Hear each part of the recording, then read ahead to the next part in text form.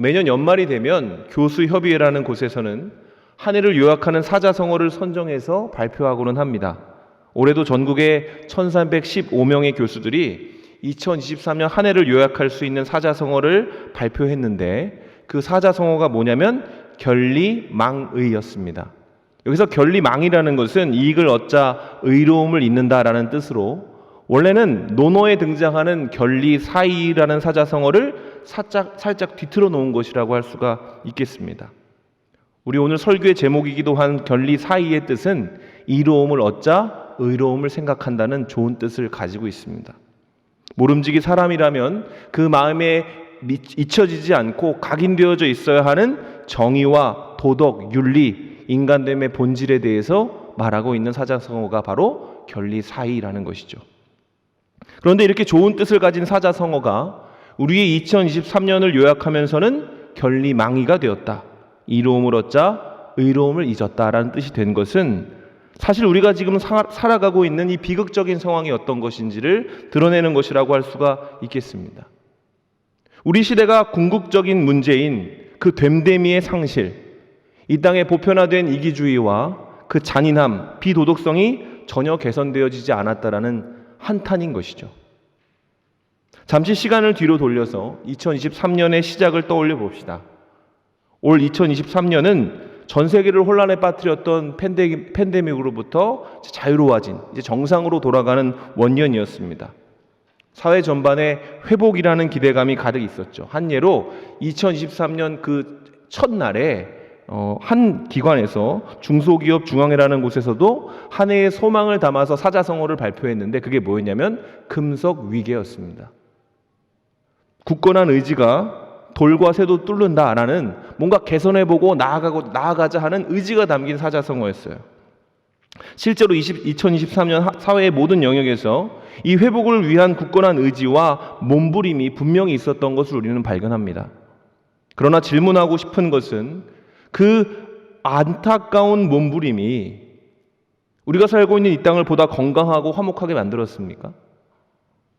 아쉽게도 갈등의 골짜기는 더 깊어졌고, 인간들이 가지고 있는 이기심과 무례함의 봉우리는 더욱더 높아진 것처럼 보이기도 합니다. 자, 그럼 이제 세상을 그만 보고 우리를 한번 살펴보죠. 교회와 성도의 삶 말입니다. 2020년부터 시작된 코로나 사태는 한국 교회 안에 엄청난 충격을 주었습니다. 역사적으로 복음이 전파된 이후로 있을 수 없었던 교회의 문이 닫히는 어마어마한 일이 벌어진 것이죠. 교회는 정말 아무것도 할 수 없음을 절감했습니다. 그리고 그 시기를 보내면서 많은 성도들이 붙잡았던 주제가 있었으니, 그것이 무엇이었냐면 회개라는 것이었어요. 교회는 20년부터 30년간 무분별하게 추구했던 성장주의와 세속주의에 대해서 회개하는 시간을 가졌습니다. 교회가 그 존재적 본질인 예배, 말씀, 기도에 집중하는 대대적인 움직임을 보이기 시작했어요. 그리고 성도들이 기도했습니다. 만약 다시 한번 교회가 열리게 된다면 우리는 더욱 본질적인 신앙생활에 집중하겠다. 하나님을 예배하는 삶, 말씀과 기도를 중심에 두는 삶으로 성숙해지겠노라고 다짐했었습니다. 그리고 2023년 하나님의 은혜가 다시 부어졌고, 개 교회마다 회복의 계절을 맞이한 우리는 지금 한번 헤아려 봐야 하는 것이죠. 하나님이 부어주신 그 은혜는 우리 가운데 무엇을 변화시켰습니까? 순간순간마다 부어지는 하나님의 그 은혜, 한 번도 어김없이 우리에게 허락되었던 그 은혜는 우리 삶에 어떠한 영적 마진을 남겼습니까? 어떤 거룩한 영적 마진을 남겨서 그 마진이 우리 삶 가운데 하나님의 어떤 의를 드러내는데 사용되었는가? 혹시 우리 삶 가운데에도 이 사회의 현상 그대로 견리망이의 현상이 발생하고 있지는 않고 있는가? 오늘 본문을 통해서 이 생각을 돌이켜야 되는 것을 어떻게 해야 하는지, 우리가 무엇을 생각하고 어떤 방향으로 2024년을 바라봐야 하는지를 한번 살펴보고 싶습니다. 오늘 우리가 읽은 본문은 선지서에 속합니다. 이 선지서의 특징은 하나님의 마음이 매우 격정적으로 표현된다는 거예요. 이 선지자의 입술을 통해서 하나님의 희노애락의 감정이 있는 그대로 쏟아지는 것을 우리는 발견하게 됩니다. 그렇다면 미가의 입술을 통해 드러나는 하나님의 마음은 어땠을까요? 이것을 알기 위해서는 미가라는 사람을 좀 알아야 됩니다. 그가 살았던 배경과 미가를 알아야 돼요. 여러분, 미가 선지자는 기원전 740년경에 남유다를 대상으로 활동했던 선지자로 그의 고향인 모레셋은 예루살렘으로부터 약 50km 정도 떨어진 시골이었습니다. 게다가 그는 당시 선지자들이 나름의 훈련을 받았던 것과 달리 그는 선지적인 훈련을 받지 않고 일반적인 일을 하는 그런 사람이었어요. 그러니까 어찌 보면 사실 미가는 선지자의 역할을 감당할 수 없는 자격이 없는 사람이었다는 것이죠. 그런데 하나님은 굳이 그를 통해 이스라엘에 대한 당신의 마음을 전달하게 하신 거예요. 미가가 활동할 당시 남유다의 왕의 이름은 아하스라는 사람입니다. 이 아하스라는 사람의 행적에 대한 성경의 기록을 읽어보면 이렇습니다. 열왕기하 16장 4절 2절부터 4절까지의 말씀을 제가 읽어드리겠습니다. 잘 들어보세요. 아하스가 왕이 될 때에 나이가 20세라 예루살렘에서 16년을 다스렸으나 그의 조상 다윗과 같이 아니하여 그의 하나님 여호와 보시기에 정직히 행하지 아니하고 이스라엘의 여러 왕의 길로 행하며 또 여호와께서 이스라엘 자손 앞에서 쫓아내신 이방 사람의 가증한 일을 따라 자기의 아들을 불 가운데로 지나가게 하며 또 산당들과 작은 산 위와 또 모든 푸른 나무 아래에서 제사를 드리며 분향하였더라. 여러분, 아하스는 남유다의 왕 우시아와 요담을 이은 왕이었어요. 우시아와 요담, 이 두 왕은 성경에서 매우 정직하게 행했다. 하나님 앞에서 정직하게 행한 온전한 왕이었다라고 요약되어져 있습니다. 그렇게 우시아와 요담이 무려 68년간 나라를 다스렸고 그 당시 이스라엘은 어마어마한 정치적, 경제적, 종교적 성장을 이루게 됩니다. 덕분에 아하스가 왕으로 즉위할 당시 이스라엘은 정말 할 수 있는 것이 많았어요. 여력이 있었습니다. 열매들이 그에게 있었다는 것이죠. 아하스에게는 좋은 본과 은혜의 열매들, 마음만 있다면 하나님을 위해 살아갈 수 있는, 통치할 수 있는 여러 가지 재료들이 있었다. 그러나 살펴보았듯이 아하스는 그 선대왕이 쌓아놓은 그 선한 업적들을 바르게 사용하지 않았습니다. 오히려 그들이 쌓아올린 업적으로 온갖 패역한 일들을 저지르게 됩니다. 그 가운데 아하스가 두드러졌던 것이 뭐냐면 우상숭배입니다. 우상숭배. 그가 얼마나 진심으로 우상을 섬겼는지 3절에 보면 이런 말도 나와요. 자기의 아들을 불 가운데로 지나가게 했다. 이 말은 뭐냐면 그가 몰렉이라는 신을 섬겼다라는 겁니다. 몰렉은 폭력의 신이에요. 그러니까 가장 몰렉이 좋아하는 예배는 뭐냐면 네가 가진 것 중에 가장 귀하게 여기고 가장 내어놓을 수 없는 것을 내게 달라고 요구하는 신입니다. 근데 이 신이 그것을 요구할 때 주는 게 있는데 뭐냐면 너의 소원을 들어준다 이거예요. 근데 그것들은 이 신의 특징 때문에 어떤 사람들이 몰렉을 많이 섬겼냐면 성공에 대한 야욕이 있는 사람들, 내가 더 성장해야 되고 내가 더 커져야 된다고 생각하는 사람들이 이 몰렉을 섬기고 몰렉의 방식으로 살아갔습니다. 근데 아하스가 그렇게 했다는 거예요. 자기의 꿈과 자기의 소원을 이루기 위해서 자기의 맏아들을 불로 태워서 인신제사를 했다라는 얘기죠. 이러한 아하스의 이기심과 잔인함은 다른 역사서 부분에서도 드러나는데 7세기에 어떤 일이 있었냐면 아수르라는 나라가 이렇게 태동하게 돼요. 그러니까 세상 가운데 딱 힘을 얻기 시작합니다. 그 당시 아수르의 왕이 티글랏 빌레셋이라고 하는 왕인데 이 왕이 군대를 조직해서 고대 근동을 정복하기를 시작합니다. 근데 그 방식이 몰렉과는 비교가 되지 않을 정도로 잔인하고 매우 광포했습니다. 그리고 이 광포함에 맞서서 북이스라엘 왕 베가와 아람 왕 르신이라는 사람이 동맹을 맺고 맞서 싸우자라고 얘기를 하고 그리고 같이 맞서 싸우기를 아하스에게 요청했으나 아하스는 그것을 거부하고 자신에게 피해가 있을 것을 두려워해서 거부하고 이 티글랏 빌레셋에게 가서 이 음모를 고발한 이후에 아하스의 이제 종속된 나라가 되기로 작정을 합니다. 반란이 진압된 이후에 아하스는 아수르의 수도에 방문하게 돼요. 그리고 아수르 수도에 있는 그 어마어마한 그 세계를 지배하는 제국이니까 재단은 또 어마어마하지 않겠습니까? 그것을 보고 거기에 매료되게 됩니다.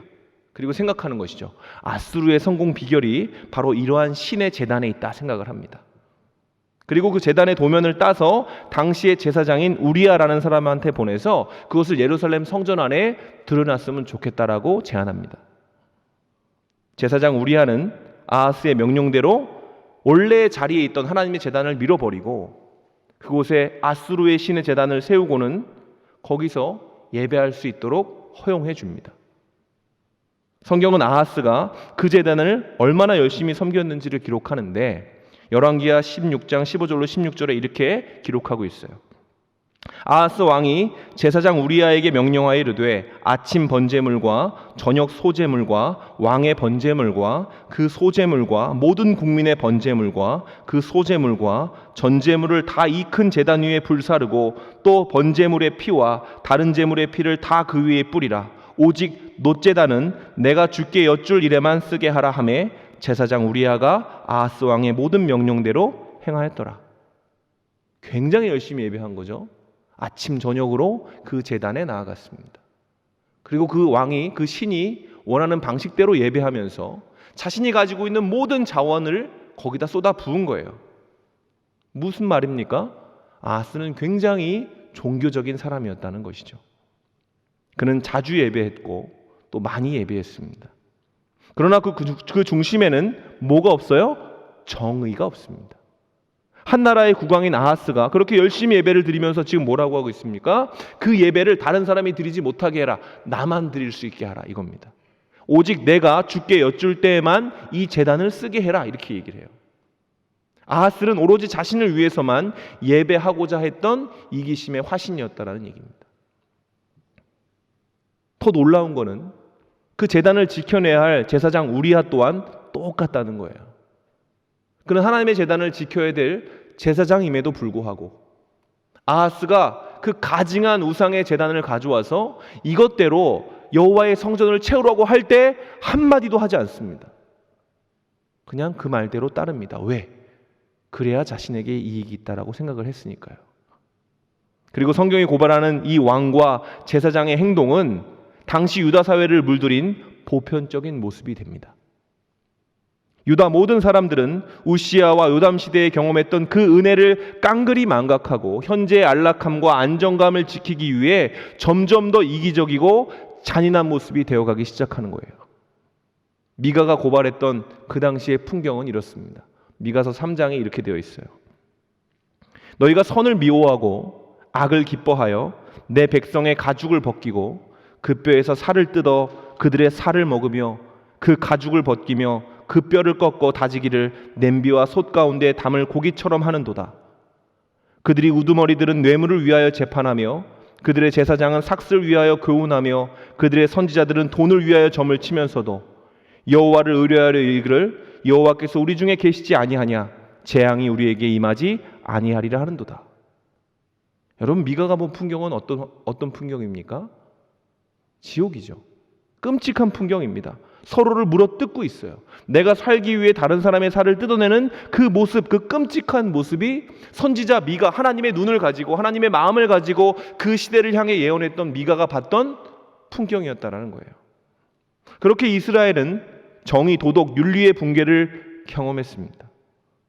판관도, 제사장도, 심지어 선지자마저도 하나님의 뜻을 저버리고 생명이 아닌 생존을 목표로 살기 시작한 거예요. 내가 생명을 위해 살아가는 것이 아니라 살아남기 위해서. 윗물이 이러니 아랫물은 생각할 필요도 없겠죠. 상인들은 저울추를 속이고 군인들은 자신을 지키기 위해 싸우고 부모가 자녀를 팔아넘기는 일이 이스라엘 가운데 횡행하게 됩니다. 그런데 미가가 생각하는 진짜 문제가 무엇이었는지 아십니까?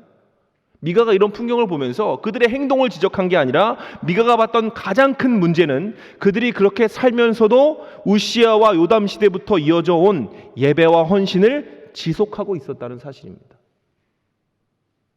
놀랍게도 아하스 시대의 사람은 굉장히 종교적이었어요.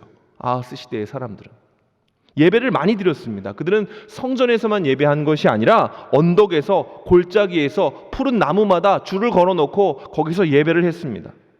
예배하고 또 예배하고 예배하는 종교적 사람들. 그러나 그 예배의 목적은 하나님의 의가 아니라 자신의 유익을 도모하고자 하는 욕심이었던 거예요. 그들은 왜 예배했을까요? 복받기 위해서, 마음이 불편해지지 않기 위해서, 벌받지 않기 위해서 예배했습니다. 그렇게 그들의 예배는 본질적인 효력을 상실하게 되고 그 예배 가운데 아무런 성숙도, 회개도, 회복도 일어나지 않았습니다. 이스라엘은 잔인한 하나님의 사람들이 되어서 세상 가운데 존재하게 된 거예요. 잔인한 하나님의 사람. 너무나 어울리지 않는 말이죠. 하나님의 사람이 어떻게 잔인할 수 있겠습니까? 전혀 어울리지 않는 두 단어가 그들의 어긋난 예배를 통해 결합되어져 버린 겁니다. 여러분, 이러한 현상은 오늘날 우리가 보고 있는 우리의 현실 가운데도 있습니다. 귀를 기울이면 어글리 크리스찬이라는 얘기가 들리죠. 언제부턴가 이런 소리가 자주 들리기 시작합니다. 근데 이 두 단어는 전혀 어울리지 않는 단어거든요. 왜 우리가 이런 얘기를 들을까요? 우리가 예배하지 않기 때문입니까? 교회가 세력을 갖추지 못했기 때문입니까? 교회 안에 봉사와 헌신이 부족하기 때문입니까? 그렇지 않습니다. 그 본질은 우리가 미가 시대의 사람들처럼 살고 있기 때문에 그렇습니다. 예배하는 성도들의 관심이 하나님의 의, 하나님 그 자체가 아니라 내게 쏠려 있는 현상이 우리 안에 있지 않습니까?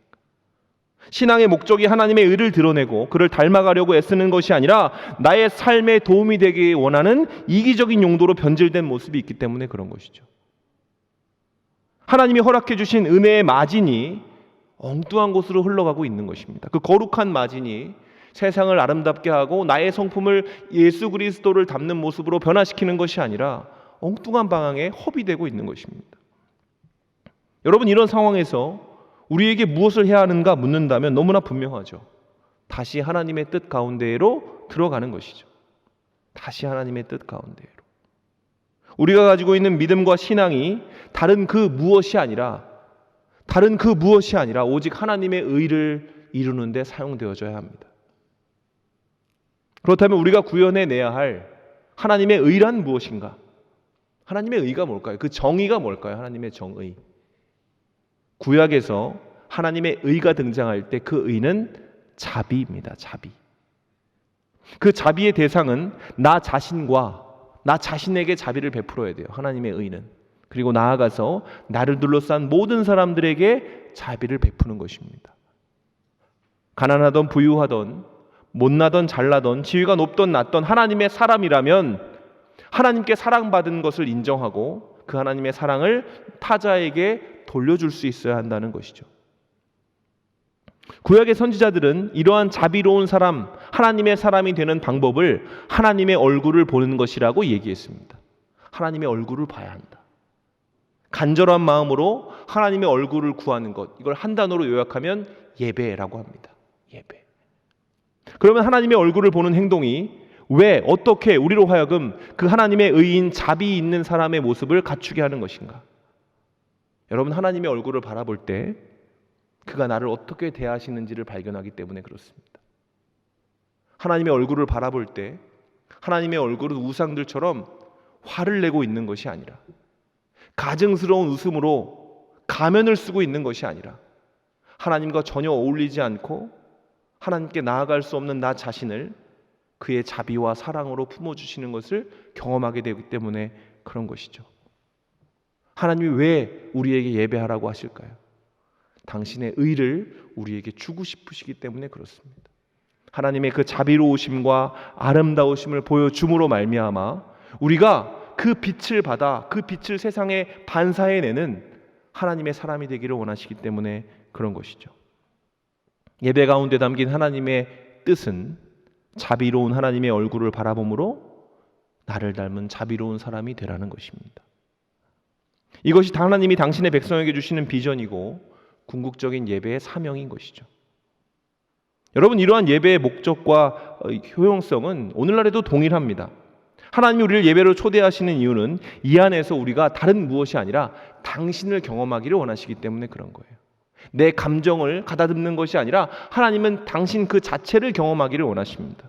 여러분, 믿으십니까? 예배할 줄 아는 우리가 예배 가운데 있는 하나님의 성품에 대해 정말 제대로 배운다면, 하나님이 어떤 분이신지를 분명히 듣고 그 부분에 대해서 신뢰하게 된다면 우리는 하나님을 닮은 사람이 될 수 있습니다.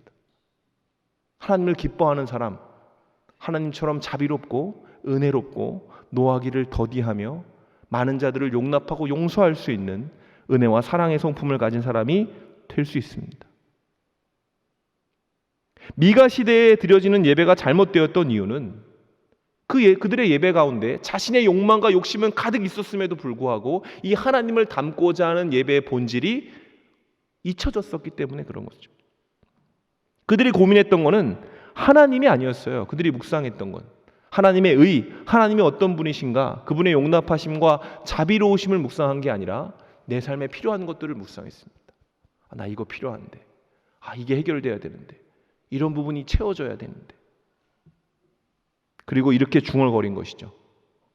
내가 무엇을 가지고 여호와 앞에 나아가며 높으신 하나님께 경배할까? 내가 번제물로 일련된 송아지를 가지고 그들 앞에 나아갈까? 여호와께서 천천의 순양이나 만만의 강물 같은 기름을 기뻐하실까?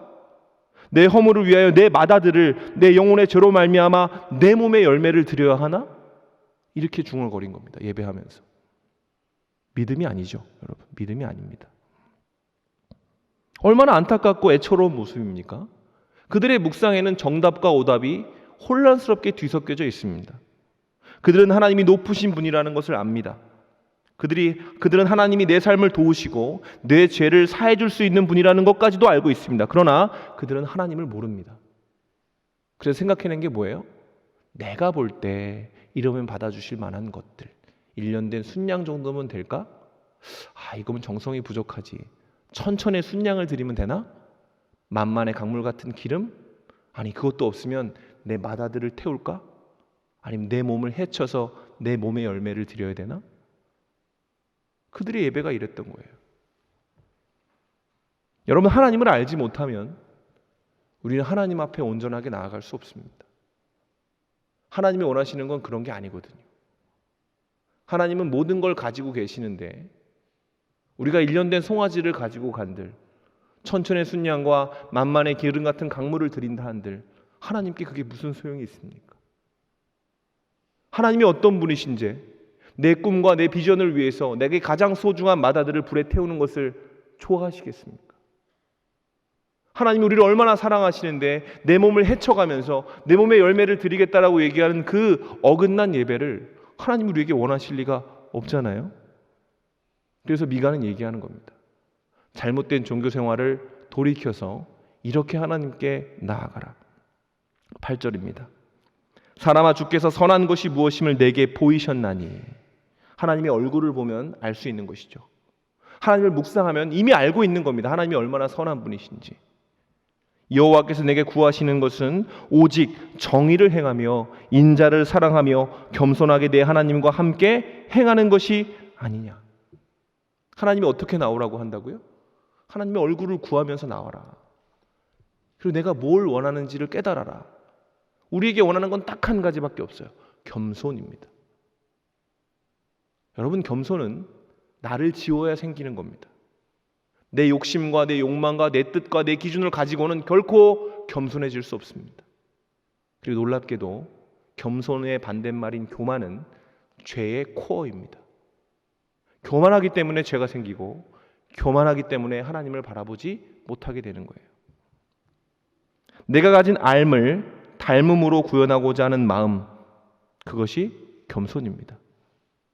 감히 알량한 내 실력으로 전능하신 하나님을 이용하고 달래려는 그 어긋난 종교심이 아니라, 하나님, 나는 하나님께 드릴 것이 아무것도 없고 나는 하나님께 나아갈 수 있는 자격도 없습니다. 그러나 오직 당신의 정의에 기댈 뿐입니다.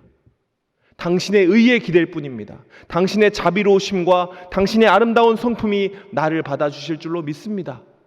이게 예배자가 가져야 되는 겸손의 태도입니다.